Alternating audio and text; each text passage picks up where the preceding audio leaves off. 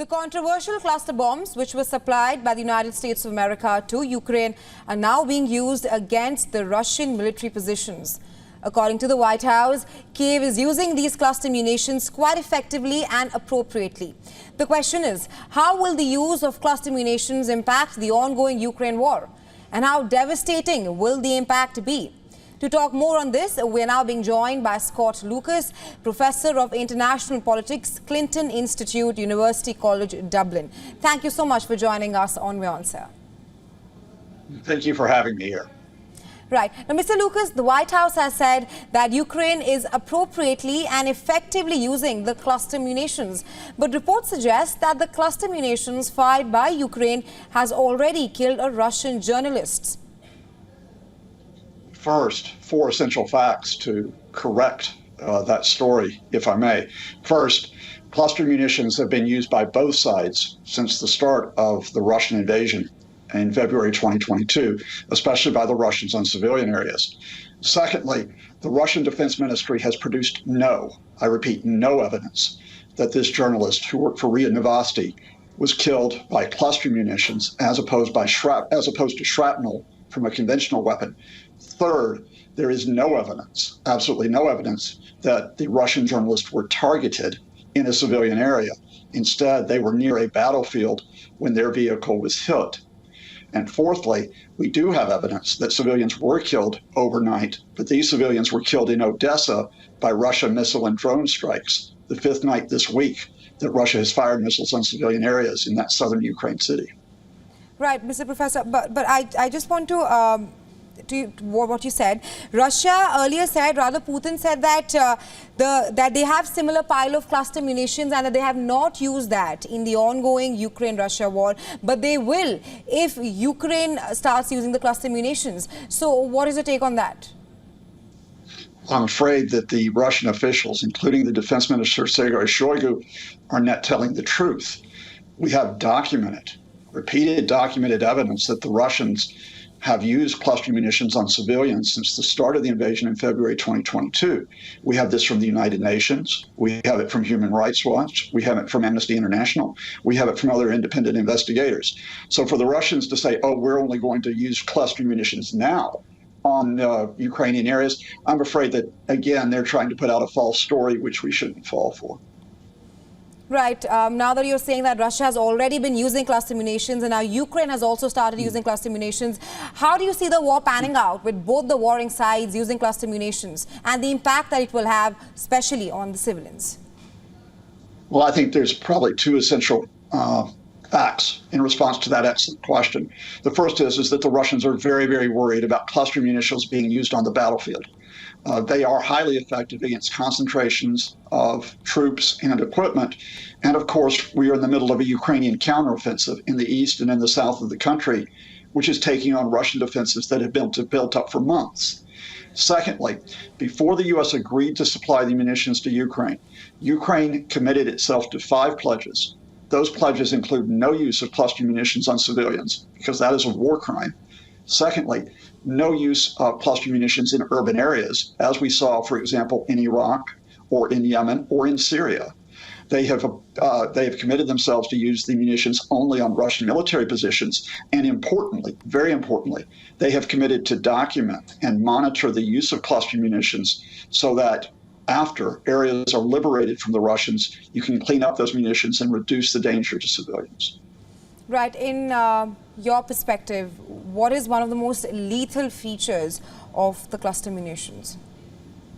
Well, the cluster munitions are highly effective when used against troops and material, because instead of having one shell that explodes, what happens is you have one shell that releases dozens, indeed hundreds of what are mini shells. And those many shells, in other words, can cover a wider area. That means that when you're talking about preserving your artillery, preserving your munitions, when you're fighting in a counteroffensive like Ukraine is now, cluster munitions give you more reach. They give you more scope. Again, using them against the Russian military and being sure that you do not use them against civilians, including against journalists who are not on the front line. Right. Mr. Scott, talk to us about with Ukraine using the cluster munitions actively now. Will it give Kyiv an upper hand in its ongoing counteroffensive? Because like you clearly pointed out, that Russia has already been using cluster munitions. I think we're in a position right now where the counteroffensive is making gradual gains, but they're not rapid gains because the Russian defenses are quite built up. In other words, we're looking at a counteroffensive that will probably take months rather than weeks to achieve its objectives. But yes, the counteroffensive is eroding the Russian defenses, not just with the frontline attacks, but keep your eyes open very much for how Ukraine is attacking Russian military supply lines, Russian oil depots, and Russian ammunition depots far beyond the front line, including a very important strike yesterday in Russian-occupied Crimea that exploded an ammunition dump. Right. Mr. Scott, especially with Putin and Lukashenko meeting today, do you think this topic of cluster munitions will be brought up between the two leaders? I mean, the topic of cluster munitions is one primarily for Russian propaganda right now. It's not one at the forefront of what Belarus and Russia are talking about. I would keep my eyes open for probably three important topics. The first is, remember that the Russia's Wagner Group mercenaries who rebelled against the Kremlin last month are now in Belarus. So the question is, what do you do with those mercenaries to try to use them maybe to help train Belarusian forces, but not to rebel again against Putin? Secondly, I think that you will have the discussion of the Russian deployment of conventional weapons in Belarus, which has occurred since the start of the invasion, but also possibly the Russian deployment of nuclear weapons. And thirdly, I think you will continue to have pressure from Russia because it is in trouble on the battlefield for Belarus to commit its forces in some capacity to support the Russians, something that Lukashenko has held out against ever since the start of the invasion. Absolutely, Mr. Scott. My last question to you. Do you think that with Washington transferring cluster munitions to Ukraine, it has blatantly ignored the history of civilian harm caused by these munitions, as you clearly pointed out the lethal features of cluster munitions?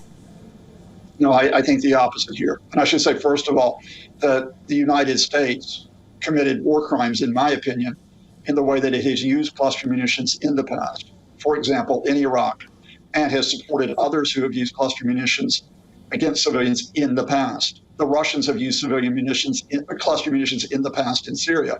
But in this case, those Ukrainian pledges that they are not going to be used on civilian areas, they are not going to be used on anything except concentrations of Russian troops, and that you monitor, so you ensure any unexploded munitions are cleaned up after areas are liberated. That is what is important, to see that those pledges are upheld.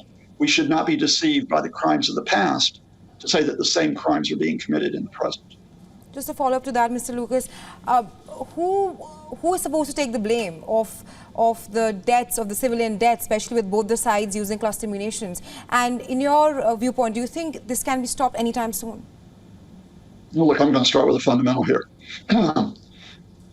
There is one man who has caused the deaths of tens of thousands of civilians in Ukraine, of Ukrainians. That man is Vladimir Putin. If Russia had not invaded Ukraine on February the 24th, 2022, if Russia had not tried to overrun Ukraine, to take its capital, Kyiv, had not tried to get rid of the Zelensky government, if Russia had not used military force, those tens of thousands of civilians would be alive today. Right, absolutely. Thank you so much, Mr. Scott, for joining us on WION and sharing your insights with us. Thanks very much. Thank you. Thank you.